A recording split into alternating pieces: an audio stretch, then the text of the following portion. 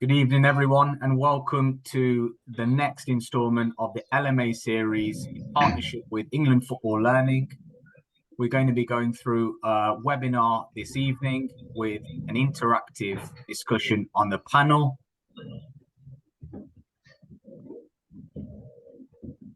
This partnership is in association with the League Managers Association and the Football Development Department. We're going to be going through today in the third webinar in a four-part series with a focus around developing individual player potential, and we are delighted to be joined by Neal Ardley this evening. Just for some housekeeping for you today, you will notice that the chat function is open for you to interact with the panel.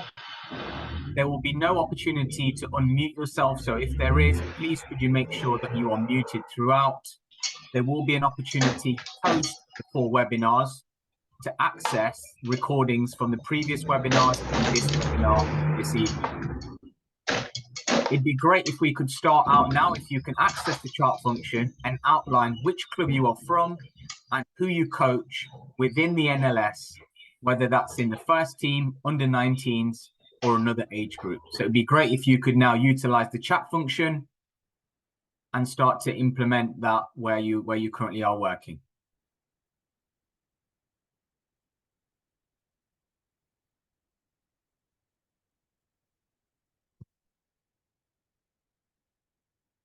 Okay, so we've got Dom Weiwei, hopefully I pronounced that correctly, is Oxford City first team analyst and also under 19s coach and an analyst.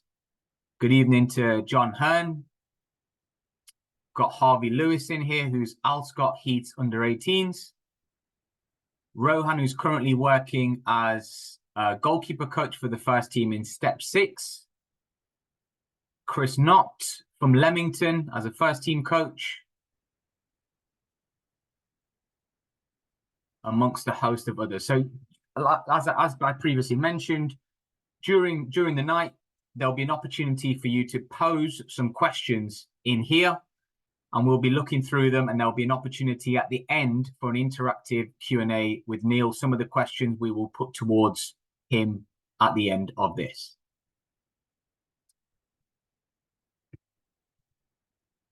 So some introductions here for you. So my name is Nimesh Patel. I'm delighted to be joined by Darren Grover and Abdullah Kahir. We work in the grassroots department. Darren works as a specialist in the PE space, and myself and Abdullah work in the diversity and inclusion remit as coach development officers, and we work regionally across the country.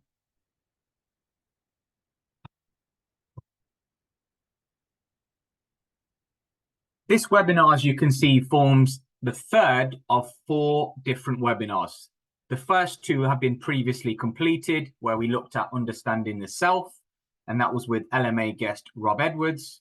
We then looked at coaching craft with Nathan Jones. This evening, we are looking at developing player potential with Neal. And we also have another after this, which is understanding game approach.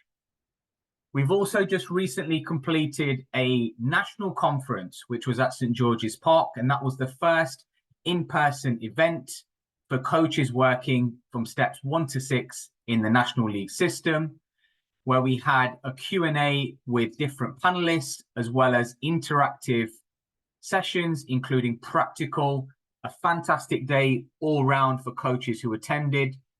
And there's another event scheduled in Manchester. So it'll be great for those coaches in the north who haven't yet accessed the conference to have an opportunity to see something face-to-face. Webinar outcomes for this evening around developing individual player potential include knowing the person as a player and understanding holistic development needs that they have. We'll be looking to examine the concept of creating a culture to support player development. And Darren and Abdullah will spend some time talking to Neal around how that is created. And also a really important message for you as coaches on the call is how can that link to you in your environment? It's an opportunity for you to listen to Neal and reflect on his insights and experiences in the game, and an opportunity towards the end to look at what it looks like for you at your club.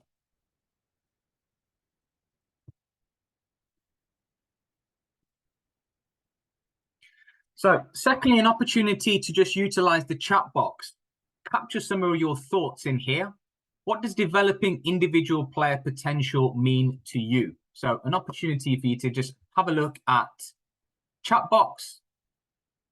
What does individual player potential mean to you? An opportunity for you to have a look and answer something into the chat screen.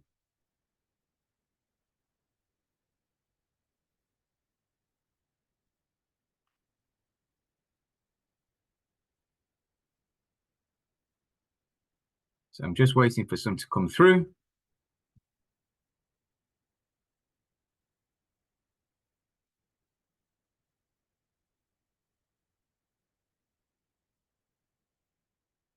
So there's one come through around helping players to improve to their best, empowering them, person and a player being the best version of themselves, from Jonathan Warnock. A lot here around developing. So the Q&A function that you have on your screen, please could you direct your thoughts into the Q&A screen as we go through this evening. So at that stage, it gives me great pleasure to introduce tonight's guest, Neal Ardley. Neal, if you're able to come onto the screen. Brilliant. So we welcome Neal. Good evening, Neal. You okay? Very good, thank you. Brilliant. Great to have you, and thank you again for giving up your time. What would be great for everyone here would, those of people on the call that may not know who you are, if you could just give us a brief outline who you are quickly in a couple of minutes, just on your journey, just so everyone gets a feel of who you are. Thank you. Hi, hi everybody. Neal Ardley. As a player, many years ago, when my body would allow me to, I played for AFC. Well, I played for Wimbledon. It's now AFC Wimbledon. Back in the day, when they were probably known as the Crazy Gang, spent 10 or 12 years playing in the Premier League before moving to Watford, then on to Millwall and Cardiff. That sort of summed up my playing career. I then left Cardiff to join Millwall, at the end, and went back to Cardiff as academy manager, where I spent 6 years as their academy manager before accepting the AFC Wimbledon job when they were down the bottom of the league in 2012 back then. So I had 6 years as manager of AFC Wimbledon before leaving and becoming Notts County manager for best part of 2.5 to 3 years. When I left Notts County, I joined Solihull Moors for 2 years, and most recently for York City, but that was more of a short stint of 6 months. So I've had all the experiences of longevity and short-term thinking as a manager, and had played at managed at Wembley 3 times, had 3 playoff finals, had a promotion, so also had a relegation in there. So I've experienced quite a few different feelings come at the end of the season. Brilliant, thank you for that. It gives me great pleasure at this stage to also bring in Abdullah and Darren at this stage, who are going to lead a Q&A now with Neal for the majority of this segment, and I'll be coming in towards the end to wrap up with some Q&A with Neal and also some thoughts from the audience at the end. Thank you. Awesome, thanks for that, Nimesh. Evening, Neal. Hiya. Thanks for joining us, and echoing Nimesh's introduction there.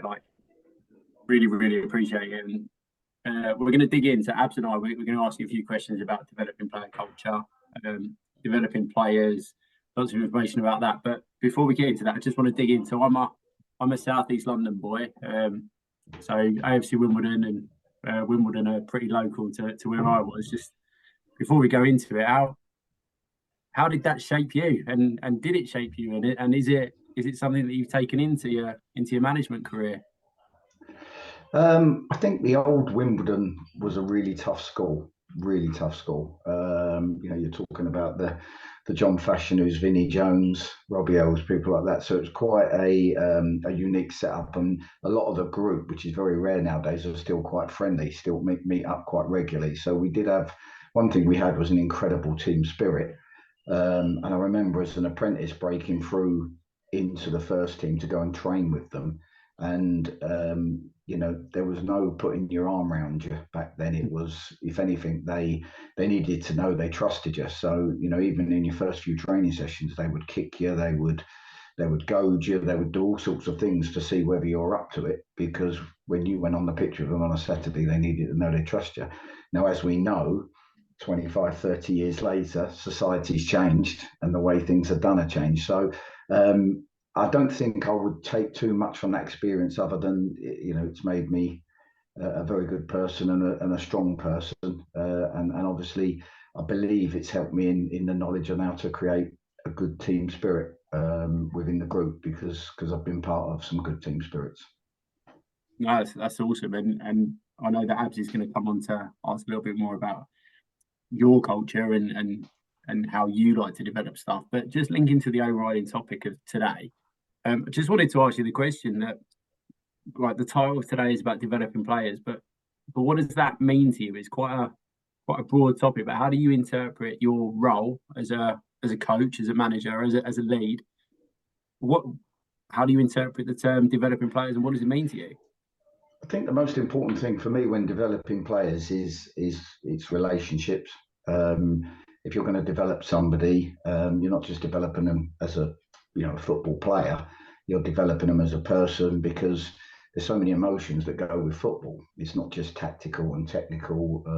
These players are going to go through highs, lows. They're going to be stroppy if they get left out of the team or made subs, or there's all these sorts of it, or got brought off. There's all these sorts of things that can happen, but you develop the whole person, in my opinion. And I've always tried to, and relationships, as we know, are a two-way thing. I can give as a coach, but the player's got to give back. And if you earn their trust early on, because you work hard to build a relationship, then I think that's the best way to start the process of developing a player.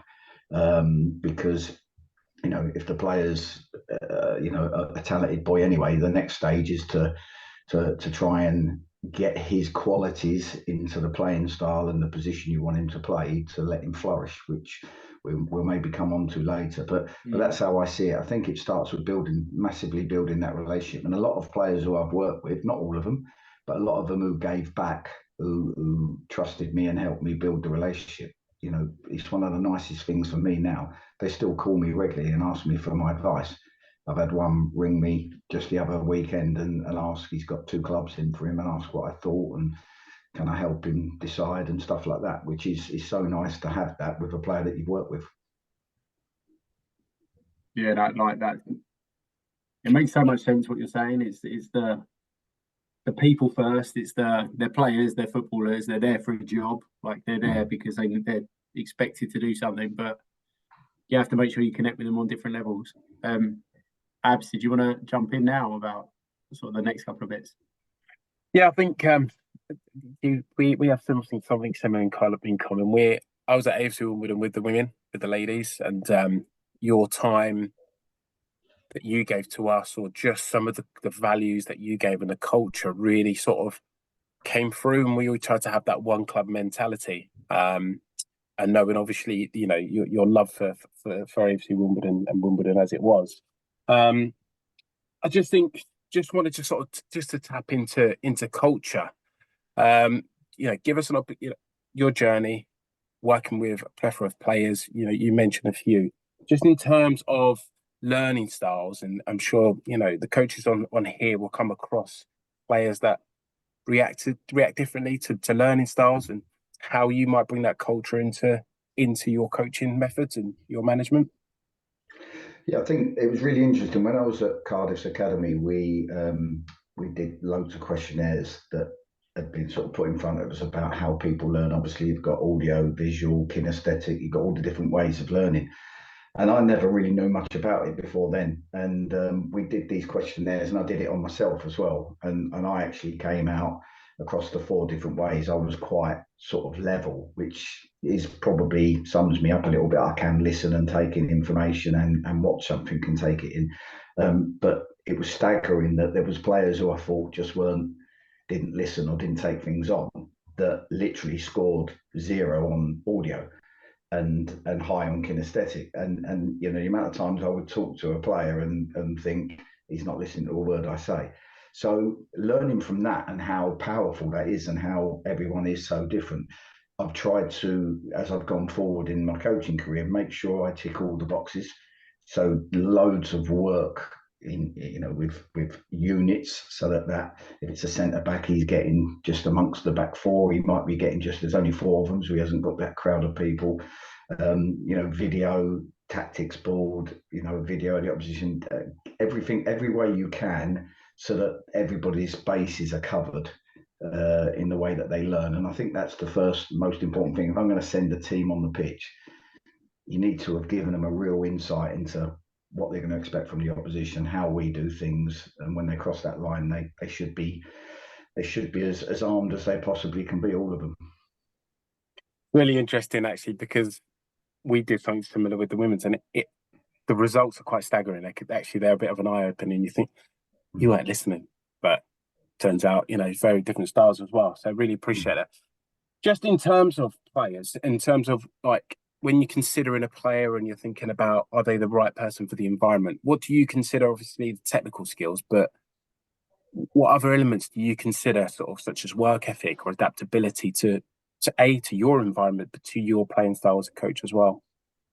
Yeah, I think recruitment, I think we all know, and all the guys that are on this will know that recruitment's huge. You know, if you build try and build a team spirit and a no blame culture and whatnot, and then you bring in a character who goes around and slags everybody off on the pitch and you know, shouts and hollers at everybody, you could ruin what you've got. But in the same vein, if you lack character in your team and your team's lacking pace, you might have to add that, and so much, so on and so forth. So you've got to look at the balance of your squad when you're bringing in people and you're looking for player potential. You have to do your homework. You know, you have to find out a bit about their characters, because somebody who's probably, you know, a young lad who's misinterpreted but needs an arm around his shoulder, you could be the difference. You could turn him into the player if you can see he's got that natural ability.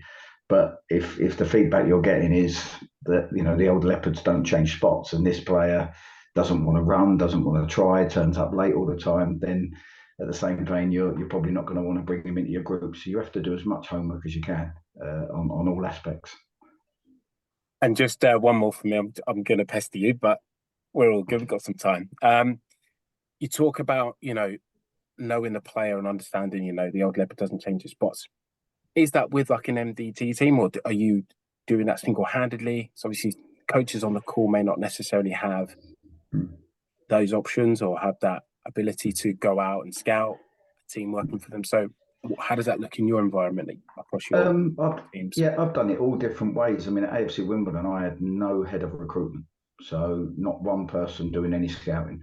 So, and back then, this was before, when I first started at Wimbledon, it was before We Scout or any of the platforms. So you'd ask the opposition if they could send a DVD of the team you was playing the week after, just so that you could get eyes on the opposition team. So I started from that bit, and now we've got all this data in front of us. And I've worked at Notts County, where, you know, their detail on scouting, computerized scouting, is staggering. So I've seen it all.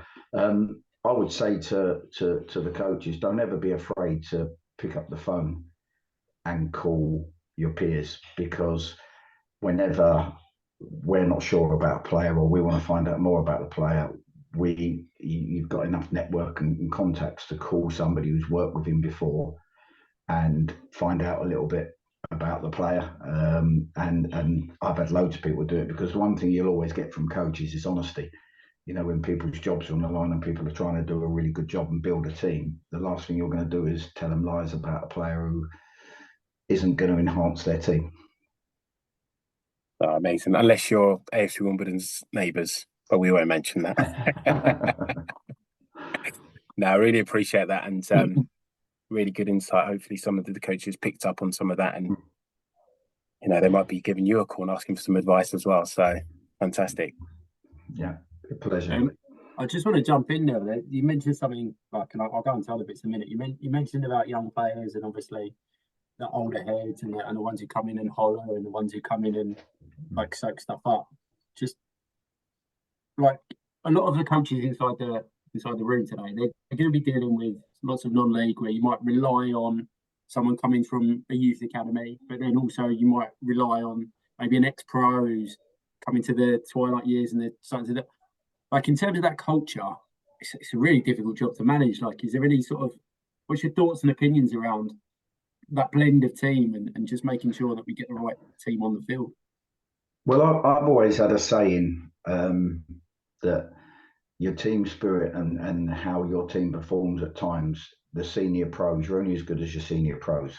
So that's why you'll see, and I don't know, a lot of guys who are managing who are on this might reflect that because they may have a captain type player or a superb character that they've taken to different clubs with them because of what he brings to the dressing room. And I've always tried to, with our senior players, almost get them to sort of mentor the younger players a little bit. Obviously we'll do our bits as coaches, but sometimes that relationship that's built between a senior player and a young player can be massively beneficial because you have got that crossover. And if they start mentoring them and they start almost putting them under their wing a little bit, I don't want to go in their dressing rooms and get involved around the training ground and stuff. And, there's stuff the manager doesn't need to deal with. And the senior pros can keep on top of it if the young lads are stepping out of line or if their general professionalism standards have gone downhill. You want your senior pros to deal with that.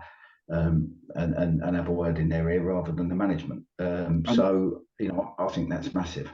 Is that a conscious thing between you and the senior pros, or is that like an expectation that tends to happen? Is it something that maybe you've got to pull one to the side and say, look, I need you to do this? Or no, we tried to do it. I mean, I've had leadership groups where we meet once every fortnight with a leadership group. So we'll pick 5 players, in fact, we actually got the players to vote for 3 of the 5, and I picked the other 2. So you'd have some of the younger lads would want a young lad on the leadership group, and it could be discussions about anything. Them having a day out, a team bonding day out, through to different things on standards around the place or what we feel like the training ground needs, etc., etc. And that's worked really, really well. You might end up with a couple of young lads on a leadership group. So that they can relate back to their younger peers who they hang around with, and they've got that responsibility as well. And then in terms of that leadership group, when they start saying stuff to you about what they want and how they want it, obviously you and your staff around you're going to have the final say. But how much, just in your experience, how much of them have been about on the field staff, off the field staff? When it's going well, when it's not going so well, how much influence do they have over your thought process?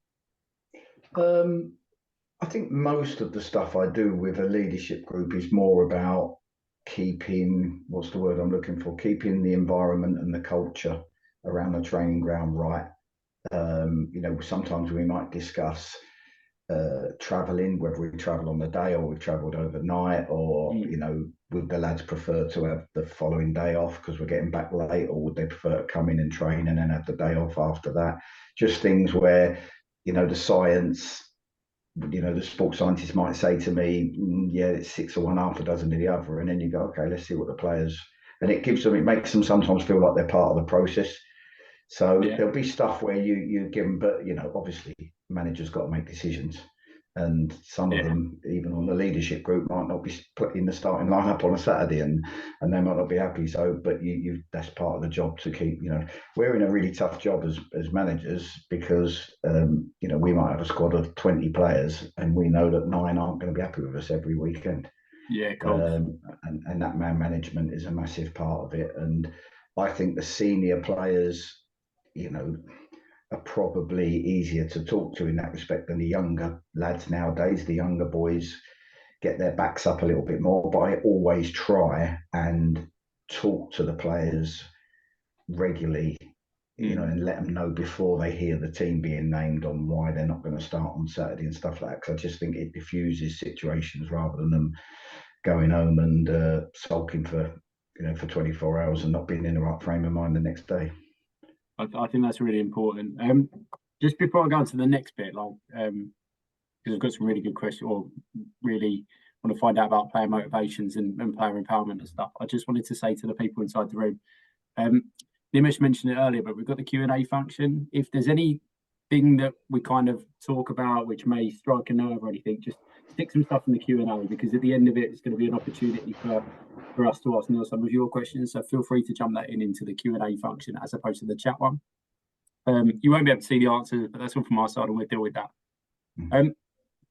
Going back to what you were just saying there, I've got a question written down, which is how do you empower players to take ownership of their performance and contribute ideas to the team improvement?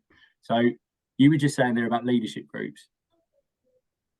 Are there any other things that you kind of, how do you make them do the work? Because quite a few of our coaches will be finding that they're the ones stressing out, doing everything, and the players, it sometimes comes across as if maybe they're not caring as much about the bigger picture. What have you done? I look back at your time with like Solihull and stuff, that tricky season, and like, how did you get everyone to just buy into the culture that you've been talking about? To be fair, I've had it where I've used certain techniques to get things right, and I've also had it where at the end of the season I've sort of questioned myself when I've evaluated my season and said I've got that wrong. There was things I missed within our group there that probably affected us and made us worse. I think we all know, well, I'd like to think, when I played, it was autocratic. It was top down.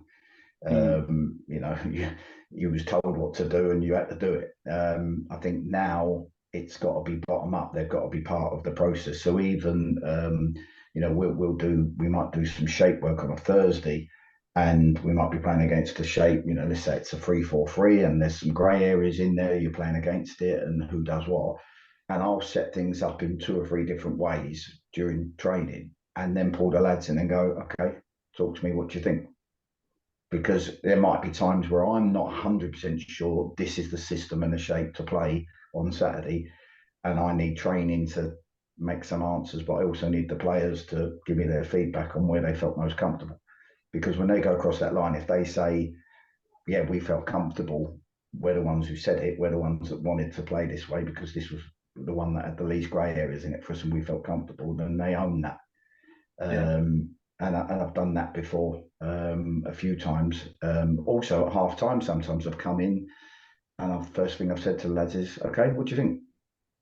And just put it back on them, and they've given me their views. And you never shout them down. If they turn around and say something stupid, you just go, yeah, good point. And you go on to the next one, and you kind of veer until someone sometimes says to you, oh, blah, blah, blah. And it might be exactly what you was about to say, and you just sort of carry on with that point. But it makes them feel like they've got a voice, like they're part of the performance, because ultimately when they've crossed that white line, they're far more important than I am.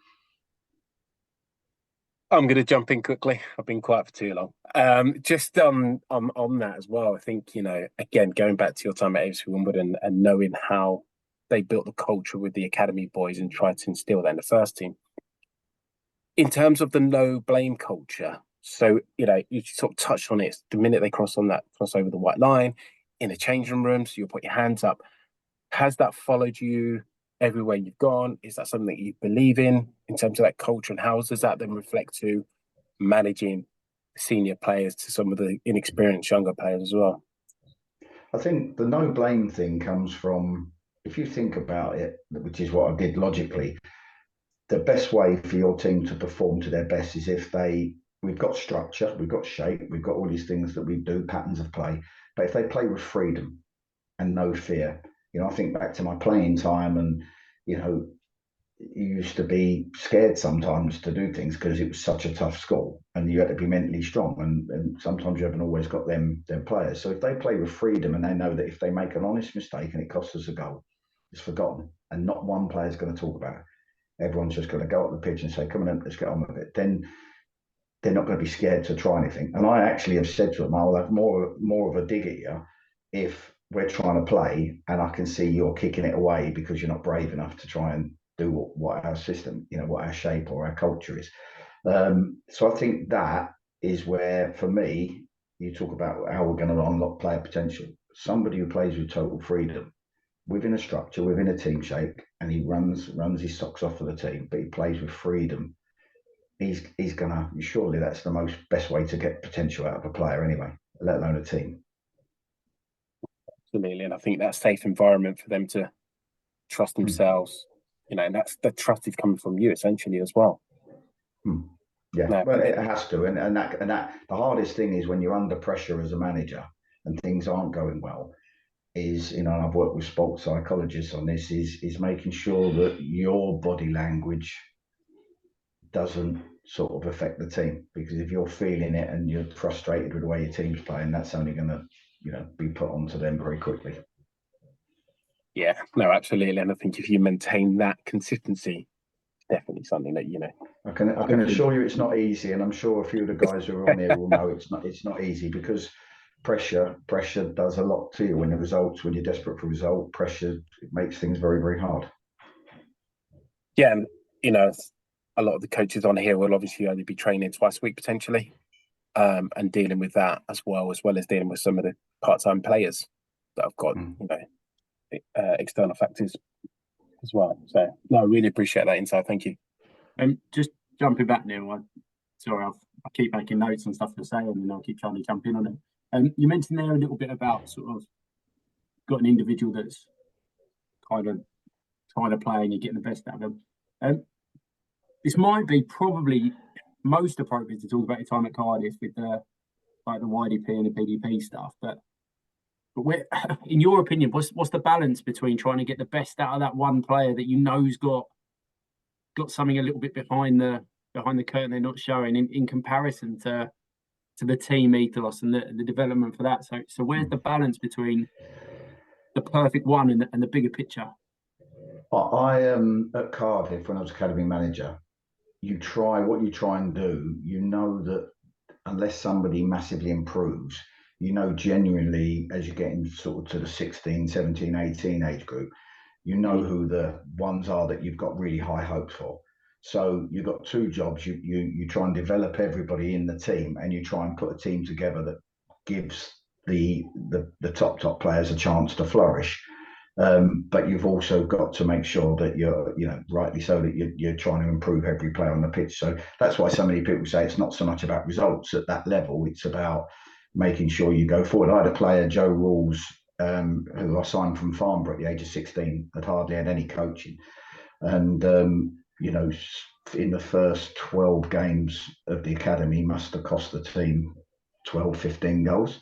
But this was centre midfielder, trying to get him to check his shoulders, receive the ball side on, so on and so forth. And he come into my office one day and he was in tears, said, I keep costing goals, blah, blah. And I just said to him, we're going to keep at it. I said, I don't care. I said, the goals don't, every single day I'm going to keep saying, Joe, check your shoulders, Joe, check your shoulders, so on and so.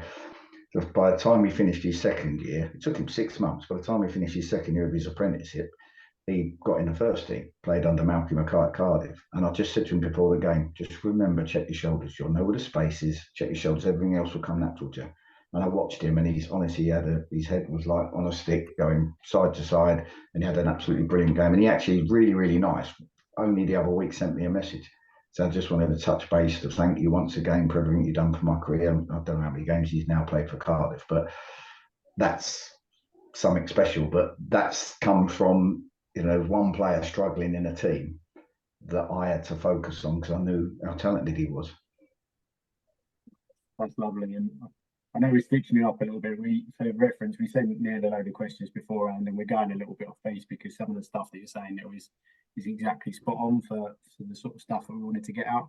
So just going off that one a little bit, you said there about players keeping in touch. And I know before the call, we had a bit of a chat about how that's an important sort of value for you is, and you said about the crazy gang and they'll still chat and they'll still talk, but just before I go on to the stuff a little bit more about how you deal with some pressure, but how does the bigger picture about knowing them as people and off the field and why that's important to you to stay in touch with people, why is that something which is important when you talk about your values and your beliefs in football?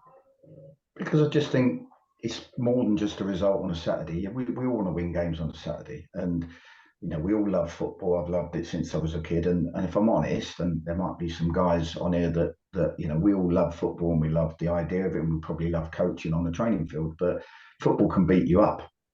It can beat you up. It's such a pressurised sport, especially for the first team managers. It can beat you up. It can, it can ruin your social life. You put so much into it. So, the people that you work with sometimes, it's always a two-way thing. But if you put in and get back the same from a player, what a great thing to have somebody call you for advice or speak to you, or every time you see them, they come up and they hug you and they say, "Oh, great to see you. Thanks for everything you've done for me." That means more to me than anything, and it will do when I'm long gone from football.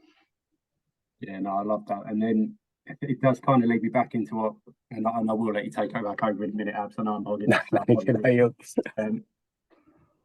do you deal with it when you know what you want out of it, the players know what you want out, but the situation that you're in is like it's mentally tough. So I don't know, you take a little bit of a beating one Saturday, and then you're going again on a Tuesday, and it's clearly playing on their mind, or you got a youth player like who knows they're making mistakes, and it's trying to, like, I don't know, they get with it, or you've got a senior pro that maybe isn't quite doing the stuff they did 5 years ago, but they still want to. Like, how do you deal with that mental sort of toughness that you've got to instill? What are there any sort of techniques or anything that you've got? I think they're all different scenarios. So I've had several different scenarios.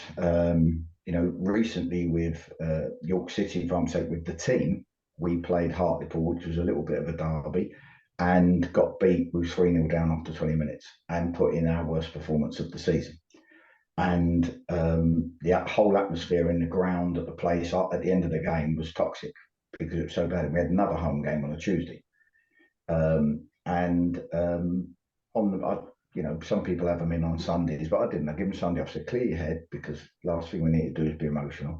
And we came on a Monday, and I did a video for 8 minutes, if that, and just went through it to show them, look, why we were so bad. The lack of intensity, the lack of running, lack of organisation, whatever it was. Just showed it to them. Said, look, I'm not going to have a go at you.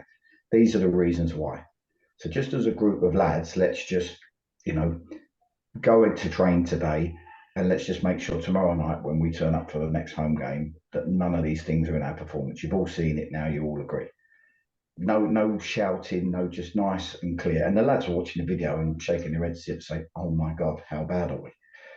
But we went out and we won the next game 2-0, and right from the first minute, the intensity, everything, because we just shown them it. No shouting match. Off you go. I've had it with Wimbledon, really weird one. We had 6 games at the end of the season, and we couldn't keep a clean sheet. I took over them that October. We were bottom of the league, and we had 6 games to go. And one thing was we couldn't keep a clean sheet. And I sat down with a sports psychologist, and we put some stuff together. And the one thing was, how do the players react to setbacks during the game? And I thought, okay, so that was the biggest thing for me. So I came away and I come up with a saying to them, and I said to them, I genuinely believe we're going to stay up end of season. I said, every time something goes wrong on the pitch, we can see the goal, miss the chance, whatever, you just got to say to yourself as a group, it's in the script. We're staying up. All of this is in the script. It's all part of the script, but we're staying up. And I want that positive outlook. With 2 games to go, we was away at Gillingham, and we were 2-0 down at half time. Came back and drew 2-2, and in the last game of the season we needed to win, and the opposition equalised with 22 minutes to go to make it 1-1. And I just saw every player just clapping at each other, going, "It's all right, it's in the script. It's in the script. We're staying up." And it might have just been a bit of bravado or a placebo, but you just saw them. It was like for them, it was just like something they'd rather than heads down. So I've tried a few different things that have worked in different times. And I think with players, you're talking about that's the team. With players, I just think you get a feel. If you know the person, you know the character, you get a feel whether they look jaded or they look tired or they're just fighting it a little bit. And every day I go into work, I think, right, who do I need to talk to today? How do I do it? You've got one in the office, you've got one where they think you just happen to be walking past them on the training pitch, but you've actually gone on a detour to make that work and be walking in at the same time as them, and you go, how you feeling, mate? And you've got all these sorts of things, but I know in the back of my head who I feel I need to talk to and why. And you just try and engineer it every day, because you're dealing with people and you've got to keep their spirits as high as they can. I love that. And then I promise the last one out, sorry. I'm going to jump in anyway, so you carry on. Cool.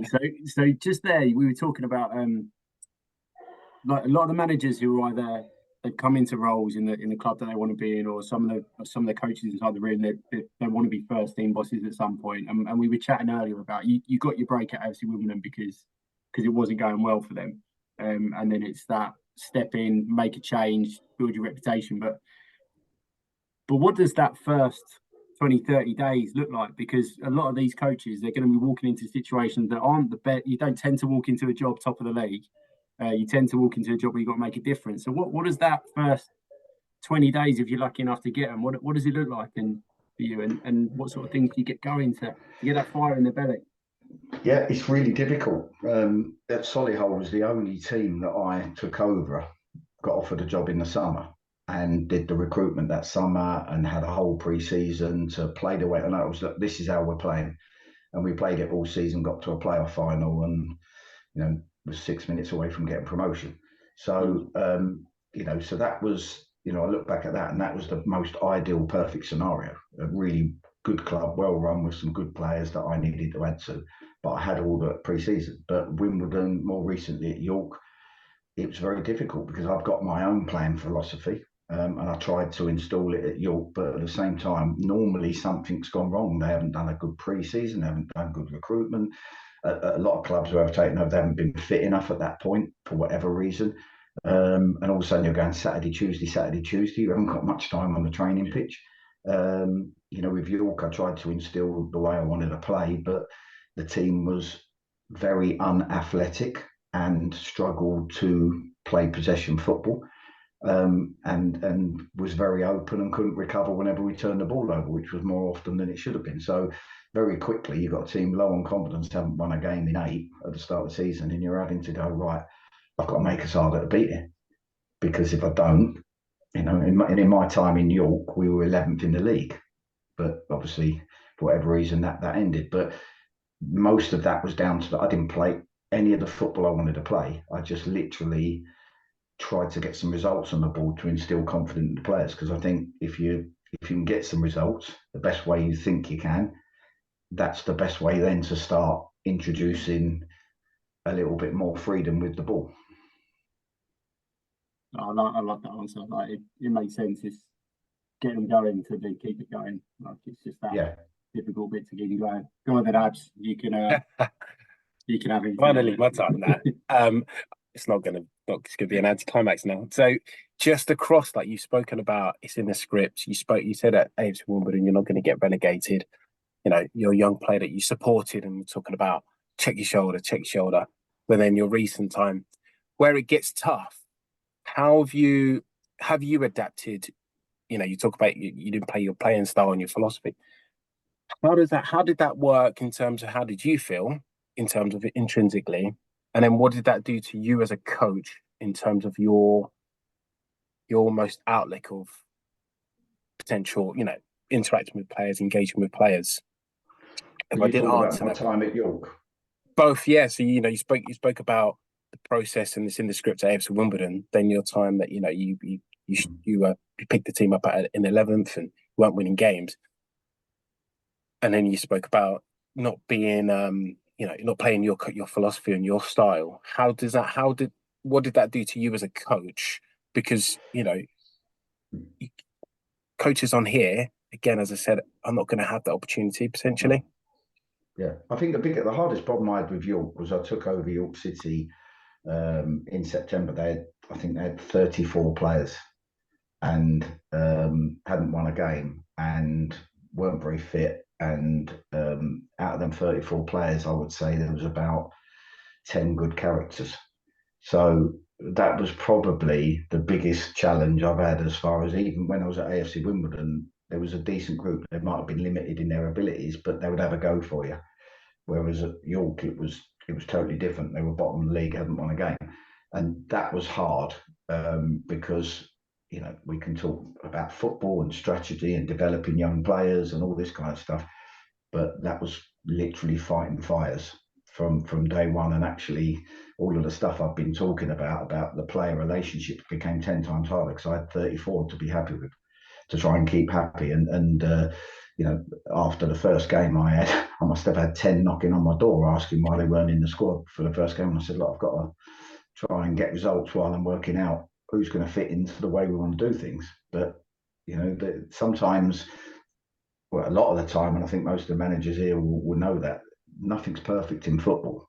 You know, very rarely do you get a lovely perfect run. So there's challenges all the time. Yeah, no, and again, I'm jumping in before Darren does. we talk about like the four corner model at the FA, and a big thing for me as well is this sort of psychology. How do you get the buy-in from players in terms of the psychology? You talk about, you know, you mentioned that players clapped and said it's okay, it's in the plan, it's in the process, in the script. Some of the coaches on this might be working with, you know, younger players, and how do you try and get that buy-in from your players psychologically? I think there's loads of different, there's not one way that you do it every time. There's loads of different ways you can do it. Sometimes it can be, you know, like you say, the leadership group or the senior players, you have a chat with them initially, knowing that they can filter some stuff down. If you get them on side, you know, that's a great start to getting all the rest of the team on side. Other times it's, you know, I've done stuff on the pitch when I was at York. We over Christmas period, we played against the 4 teams we had over Christmas were the best footballing teams in the league. And there was no way we could match them for possession. So I got the lads in, had a meeting and said, look, next 4 games, we're going to probably end up spending at least 60% of the time without the ball. And if you're not ready for that, they're going to be 4 tough games. So you have to embrace the art of maybe working really hard as a team without the ball and playing counter-attack football for the next 4 games for sure. And I said, so we need to train it, we need to coach it. And we did it. The boys bought into it in training, went in, and I mean, we didn't lose 1 of the 4 games. We could have won 3 of them in the end. But they bought into that because I explained it to them. I didn't just sort of come out and go, right, this is where we're playing, there's the team, go. I explained why we needed to play that way, and they bought into it and played it brilliantly. I'm sure they wanted to have more of the ball and they wanted to have more freedom, but the way, you know, I tried to explain it the best way I could. So yeah, it's, you just got to adapt to the situation, the characters you've got, all of that kind of stuff. And again, it boils down to relationships. If you're authentic, if they trust you, if you put things across the right way, I think players will buy into it. Yeah, and I think just going back to how you got to understand how the players learn as well was a really big thing. But also, like Darren said, it's also knowing your players as well. And like you know, you gave them the Sunday off. You could have brought them in, you could have given them a bit of a rollicking, but actually, is that going to benefit the team? Is that really going to get the buy-in from them? Yeah. And again, you know, we all know fans, chairman, I've worked with chairman who expects you to have them in on a Sunday and wants this and wants that. You know, more often than not, you have to not tread on eggshells around players, but modern younger players, modern players from this era now, they're mentally fragile. And when they lose a game of football, you've got to pick them up, not destroy them. And if you work off of that, then generally you'll probably get more right than you do wrong.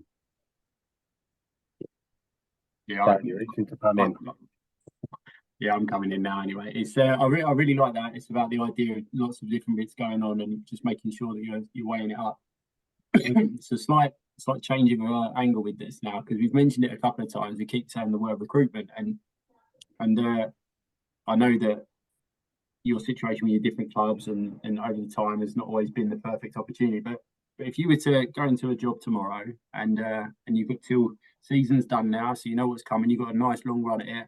And a lot of our coaches, they're going to be considering recruitment now. I'm speaking to a coach from Step 3 yesterday that's already got 10 players lined up for coming, and he hasn't even finished haven't even gone on their holidays yet. So it's that idea of what they're doing. But when you're recruiting your players, you're looking for those new players come in to build your squad around. Obviously, you're going to be doing your phone calls to the players to find out some information. But what are sort of what are your things you're looking for? Like, is it position specific? Is it character? Is it that they've got a wand of a free kick? It's what are your checklists that you're kind of going for generally? For me, normally it's position specific. So if I believe if you don't know how you want to play, how do you recruit? So, and I don't think that, I'm not saying total football's, when people say we play football the right way, well, the right way to play football is to try and win games and be successful. So I like to enjoy watching my teams play, and I like to enjoy coaching good football, playing out from the back, playing through the thirds. But in the same vein, if you haven't got the pitch for that or whatever it is, and you feel that you need to be a little bit direct, but you need to be good at that. And, believe me, that's still an art to try and be good at playing direct football. It's not easy. And, then you start to go, right, what do I want from my 9, which is obviously going to be some sort of physical quality to play up there. What do I want to play off him? What do I want on the flanks? Do I want out and out wingers? Do I want ones that come inside and like to play inside the play? My 2 centre midfielders may be dogged. I like to play with a 4-3-3. So I look at my 8s, I look at where I get goals from. So any player in my front 3, I've got to be able to chip in with goals. There's no point in having wingers that just put crosses in but never score goals and never look like scoring, because you're going to go, well, where do my goals come from then? Joe Sabara scored 17 from the 8 position at Solihull, and I remember the chairman saying to me, you do well to get a goal out of Callum Maycock, because he'd never scored for 2 previous seasons, and that season he scored 7 goals. And it was just by giving him the encouragement to just keep going and arriving in the box, because that's where 90% of goals get scored. So for me, when I recruit, it's what qualities do I want? And if I'm pushing my fullbacks on and we're playing brave with only one sitting midfielder, then do I want 2 35-year-old centre halves that can't run when it breaks down? So you have to kind of weigh up. But again, even then, budgets are going to be restrictive, and at all levels, I've had a reasonable budget at one point and then a really bad one at another. So the guys have to work within the remit. But for me, it's position specific. I think it's really interesting, because even though we've got a lot of different variations in the level that people are coaching at, and then your own experience as well, it seems that the considerations are the same, no matter when you're at step 6 or in League 2. It's the similar situation. It's just one of them's a little bit more intense, sort of every minute of every day, and then the other one's just sort of every hour of every day, where it's got on. So my final one on that would be, when you've got your idea, you've got your player, it's there, that there's something in him, you've done your research, you phoned up, you know it's a player, but I don't know, maybe he's got a bit of not a bad reputation, but he's got a bit of a mark against him, or your chairman's not having him, or your assistant manager, but that down there's a player. Like, have you ever come up against that sort of situation? And then where do you balance the willingness to have the argument with the potential for the development to really be that spark? I've had it both ways. I've had Lyle Taylor, I signed at Wimbledon, and everybody told me, don't touch him. He's a bad character, blah, blah, blah, blah, blah. He'll disrupt the dressing room. He's a maverick. But when I watched him play, I went, wow, this player's got so much ability. Yeah, goals. And I had, at the time in the Wimbledon team, I had Akim Fenwa. I'd signed Tom Elliott. I had some real strong characters in there. And to be honest with you, I signed him, and he turned out to be brilliant. Ended up getting to the Premier League with Notts County, not Forest, sorry. But yeah, I had to work really hard with him. I had to almost be a father figure and cuddle him through the whole thing. And there was once or twice where players would come up to me and go, "You treat Lyle different." And I used to say, "Do you want him in the team Saturday? Because the only way I can get the best out of him is if I treat him a little bit different." And he was a maverick. So I've had it on the flip side where people have said, not sure about his character, and I've sort of gone ahead and thought, okay, maybe I can change him. And the old leopards don't change spots one's come back. And that's because I do believe Lyle Taylor was actually a good kid at heart and just needed to be dealt with the right way, whereas the ones where it didn't go right, they didn't want a relationship. They just, you tried your hardest to build the relationship and you got nothing back, and it just didn't work. It's really interesting you say that, because we had the conference up at St George's Park, and Lee Johnson was talking about how the generation of players, like you said, so you had the crazy gang, they had their way of working, and that wouldn't fly now, but we've also got the younger ones coming through, the Gen Zs, that they've got a certain way of working, and the people working in youth development, and it's a really difficult managing job, because you've got so many different, you want the ones who they want to be told off and they want to be told what to do, and you've got the other ones that need the arm around the shoulder, and I think it's testament that you've kind of shown throughout the whole of tonight that all of these things are going through your head when you're recruiting or trying to develop players or trying to build a squad around it. I think the hardest thing is that the recruitment isn't totally on you. You could make a decision to sign a player, and it could be a little bit of a gamble, young lad, whatever. And it's always about the relationship. You can put everything into that relationship to build it with him. Because if you do build that relationship and that trust between you, I can actually dig that player out and he'll take it the right way. Whereas if the relationship never gets built in the first place because that player just isn't interested, then everything you do, he's going to take to heart, and the manager's having a go at me and all that kind of stuff. So, I don't think you can ever. I've made mistakes, loads of them, and I've made some ones that have worked out to be brilliant. So you just try and go through your processes, and the relations, you've got to remember, relationships are a two-way thing. And if both of you put into it, it'll work. Yeah, just from me again, sorry. Just going back to Lautaro, we didn't want to dive into this, did we, Darren? But we will. But I just think it really it will resonate with a lot of coaches on this call as well, that you may have players that, they might be a maverick or they might be a disruption, but actually it sounds like you had a bit of a circle around him as well. Like Akinfenwa, I'm sure probably also put a big arm around him as well. So did you try and put him into like groups, or did you try and purposely do that? No, not really. In fact, early on when Lyle first come in, I think he upset a few just with the way he spoke to him, because he was quite demanding, which was quite good. And it probably took me, a good 2 months to really work out how to get the best out of Lyle. And eventually I got there, and in the end, I had managers saying to me, "Blimey, how'd you get Lyle Taylor to run around so much?" And it sort of clicked. But there was times even Akinfenwa weren't happy with him, and you don't want Akinfenwa not happy with you. But even like Bayo needed an arm around his shoulder quite a lot. He didn't score in his first 9 games for me, and I could see it was getting him down. And I pulled him aside, had a chat with him, just said, "Look, what you're contributing to this team is way beyond goals. Just Matt Tubbs is scoring all the goals, but you've been immense. Just keep going. Don't matter when you score." And when he did score his first goal, he come over to the bench and give me a hug. So that told me that whatever I said to him, he appreciated. Yeah. And I think just to wrap up that little bit, it's in the script. Trust the process. Yeah, something like that. I love it, because it's we're gonna let you go in a minute, and Nimesh has got some questions from the audience. So if there is anything that people want to say, just remember, stick them in the Q&A. We've got loads at the moment, but hopefully we brought a couple out. I just want to.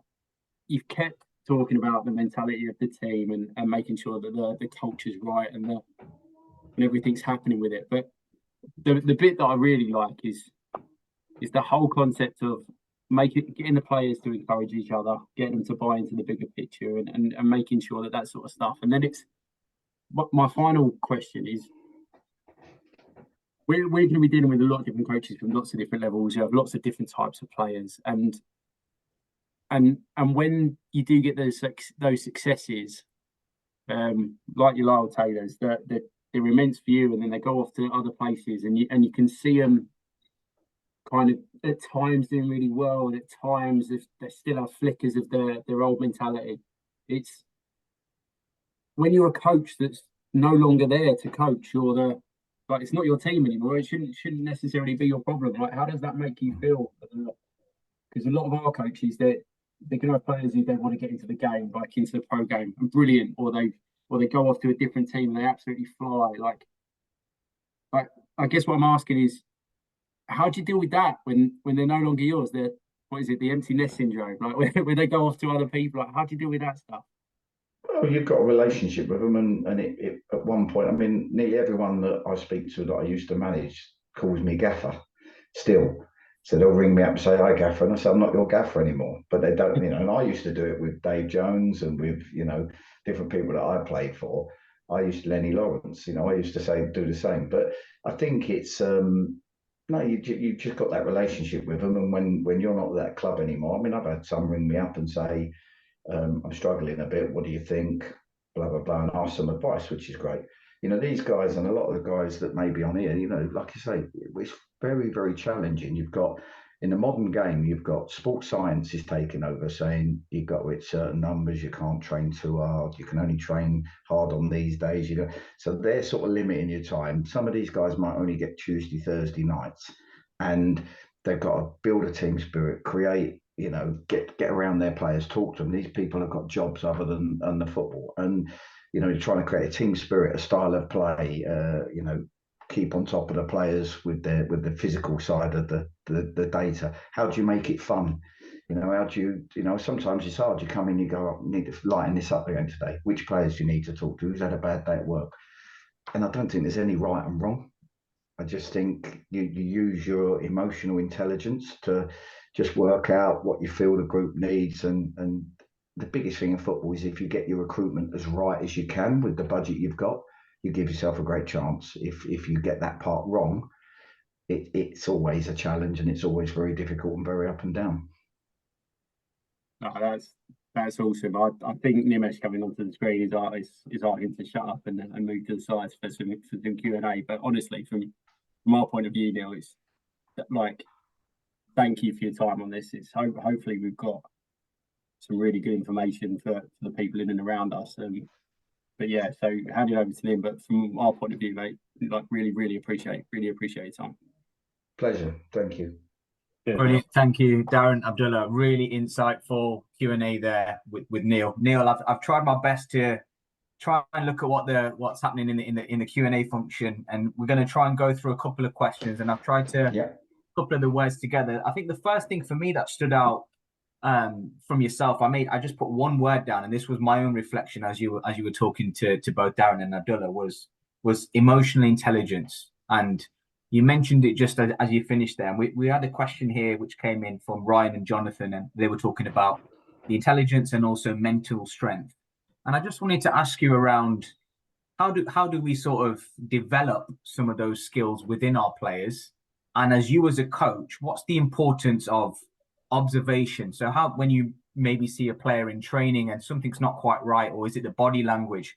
How do you notice certain elements that have helped you with your emotional intelligence to support player development?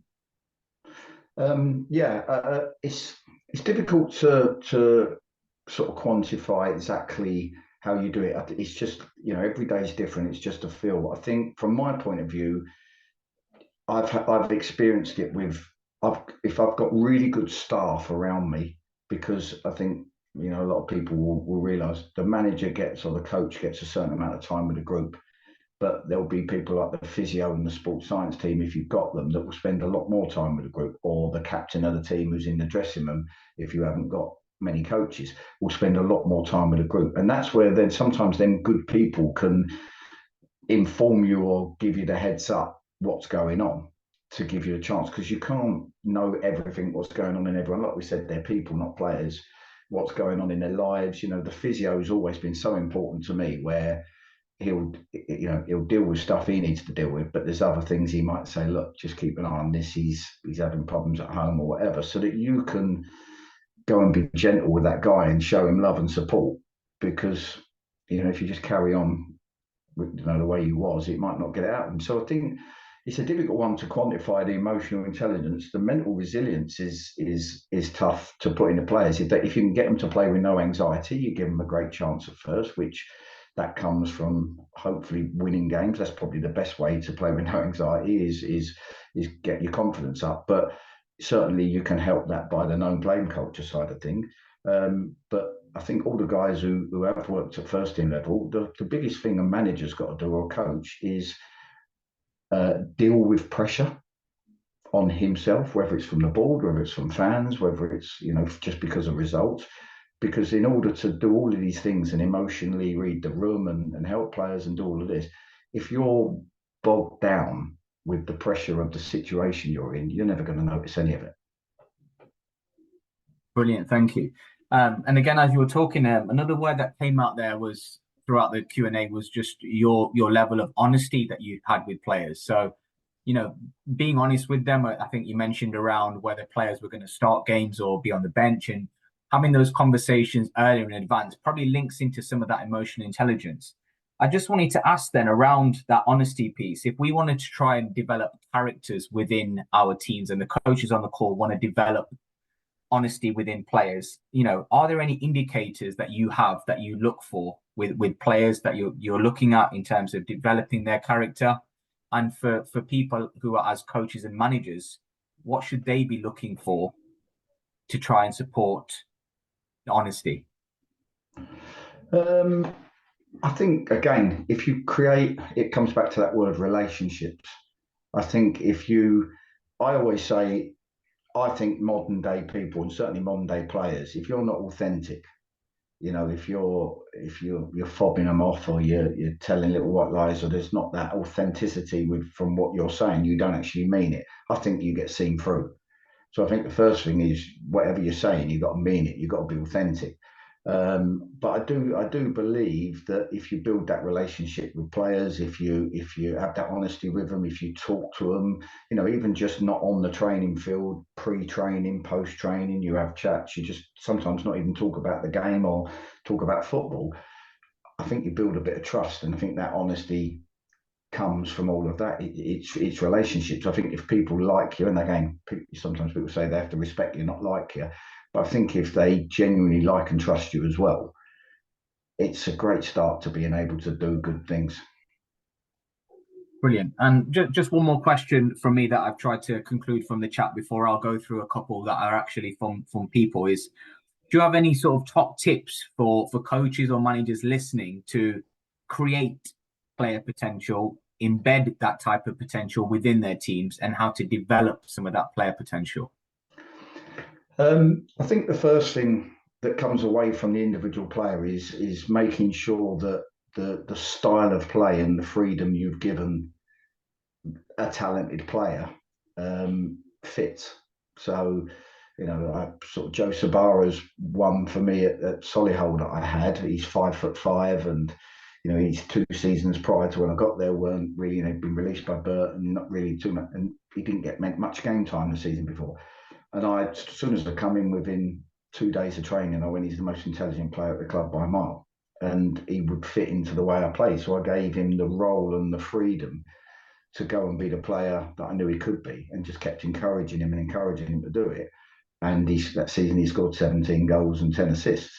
So for me, that's important, because if you're trying to get a player to do something he can't do or he's struggling with, then you're never gonna see the potential. And then once it's done, I just think creative repetition. Just you keep quite often I'll do unit work in training, I'll do teamwork, and I'll do individual work. And I know it's hard for some of these guys with Tuesday, Thursdays, but just trying, if you've got an hour and a half or whatever, 2 hours, whatever your training slot is, just trying to apportion what you might be able to get out of that to maximise. Certainly the individual and the group.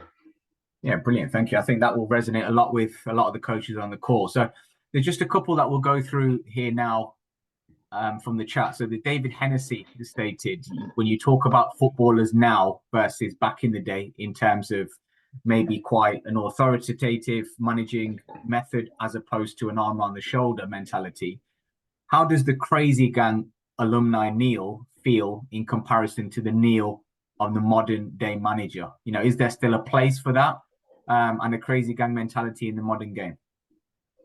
No, I don't think so. I think we talk about football trends, and we talk about how we try and move with football trends. And I know I'm actually going to revalidate my pro license at the weekend, and you have all these new buzzwords that probably I haven't even heard of still, like that will come out. But football's changing, and you have to try and change your football. But I think football's probably changing because society changes. And for me, the crazy gang that I was in, there's stories that can't even be told about what sort of things went on. It was a tough school. Whereas now, I think players are softer. I think we talk about there's a lot of mental health now. Back in our day, we wasn't, that was never heard of. You wasn't allowed to. It was, you had to have mental strength, or you just couldn't cope. I think you've got all these things to factor in. So modern day Neal Ardley is the only. If I stayed with the crazy gang mentality, I'd never be working in football. And another really good question here from Chris Knott. He's talking. You mentioned earlier about some of the leadership groups, and I think a lot of coaches on the call might think, this is something that we could implement post this call with yourself and helping with terms of player potential and player development. Have you ever experienced a negative effect when having leadership groups and players maybe not feeling part of it, or is there a problem that could happen from it? I've had odd moments where, not so much from a leadership group, but I've had odd moments where I never realised the culture within the team and the group wasn't good, and that was probably because I trusted some staff who were with them all the time would feed back to me, and maybe I had an inexperienced staff at that point who didn't really just let things go and didn't see the signs. So I've had a bad experience of that where I've looked back and gone, well, I've got that wrong. I've missed that. But from the leadership group, for me, the way I tried to do it was I said, look, we're going to have 5 people on the leadership group, and this is to help us all make sure everything's how we want it. You can vote for 3. Your top 3 will come from you, and I'll pick 2 others that I think should be on it. So when it's their choice and you haven't picked it yourself, normally the leadership group tends to work because they're the people that they want to be on there and relaying what goes on. Brilliant, thank you. And we're just going to finish off with one last question. It's slightly more generic, but I think it will probably encompass what we want to probably hear as a panel, as well as maybe some of the coaches, just a bit about you. So apart from maybe winning and losing, this question's from Craig Adams. What is Neal's most enjoyable part of managing and least enjoyable part of managing? Most enjoyable part of managing is the thrill of being part of a team.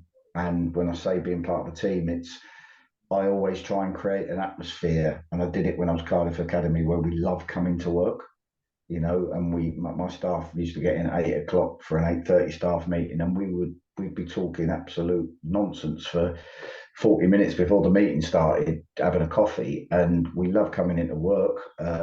We was all very supportive when things were going well or not going well on the pitch, and being around the players, chatting in training, the fun, having a bit of banter. That part of it I love. Monday to Friday. I think the hardest part is I could have a brilliant week. The bit I don't like about football is it's probably twofold. I could have a brilliant week in training, nail every part of the tactics, and we lose 1-0 because the referee gives a decision against us and we miss 6 chances. And at the end of it, you come away and you go, well, the game plan was right. The team played well. We've lost the game. And that feels unfair. The second part that I don't like is, and I'm sure a lot of the coaches will be able to relate to this, is I haven't got an opinion on the guy who lives opposite me who works in an office. I haven't got an opinion on his job, but everyone will have an opinion on our job and talk to us like they know, especially the fans on social media and whatever it is now. They'll have an opinion on our job without knowing any of the facts that have gone behind a team shape or a team selection or whatever. And that's probably the most frustrating thing, because you've got to block that out and go, there's justification for everything we've done here. And that's probably my sort of, two ends of the spectrum with football.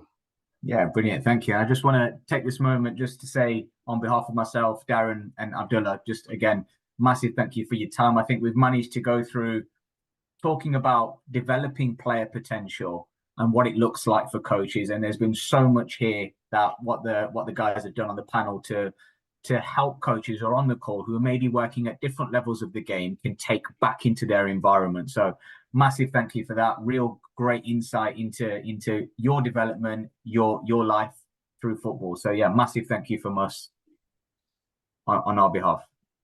Pleasure. Thank you. Thank you for having me. Thanks, Brilliant. Neal.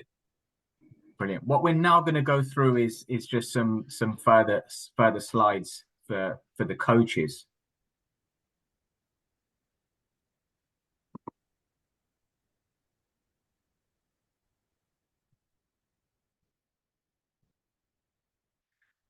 So there's an option here to utilize the Q&A function. So it would be great if you could start typing in there around what you've taken away from the webinar this evening and what does it mean to you and your coaching context.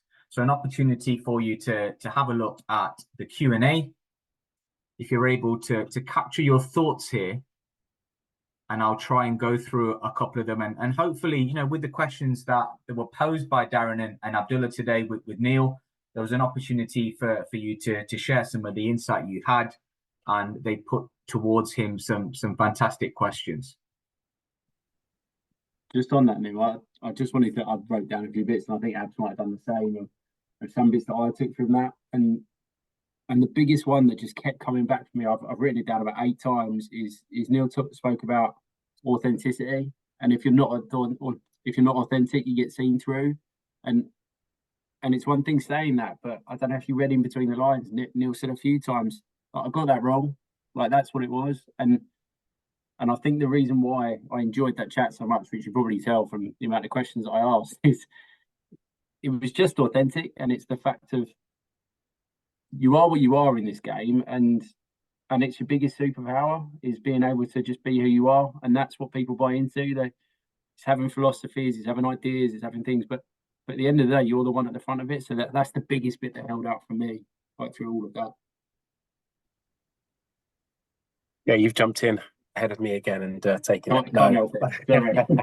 No. Mine was, I've written down trust and building a strong relationship. And I guess that comes from probably what you mentioned, Darren, as well, is that my takeaway would be building the trust, but so actually listening to your players and knowing your players and how to support them, what motivates them.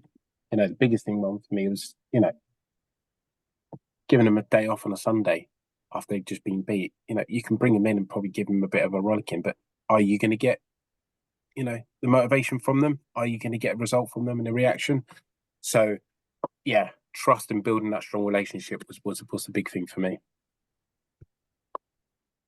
Brilliant. Thank you both. So I'm just going to go back onto the share screen mode.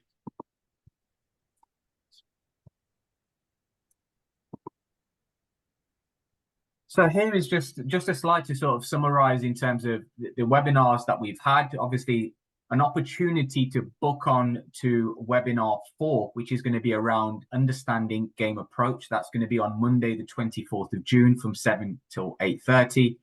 And that's going to look at covering problems and solutions within the 11-a-side game.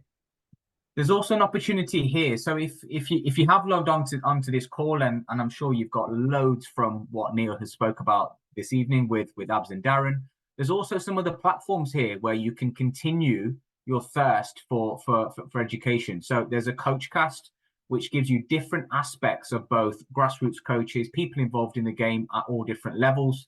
And there are also in terms of podcasts that you could access.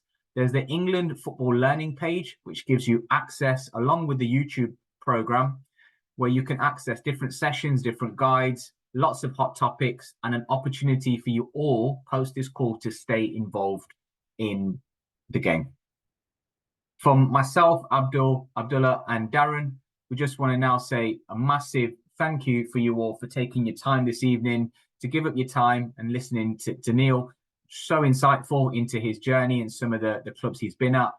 And I think some real take-home messages that we've looked at through the Q&A around what you'll be able to take away, embed. And I think it was just some really simplistic messages that were taken away. So a massive thank you from us all again.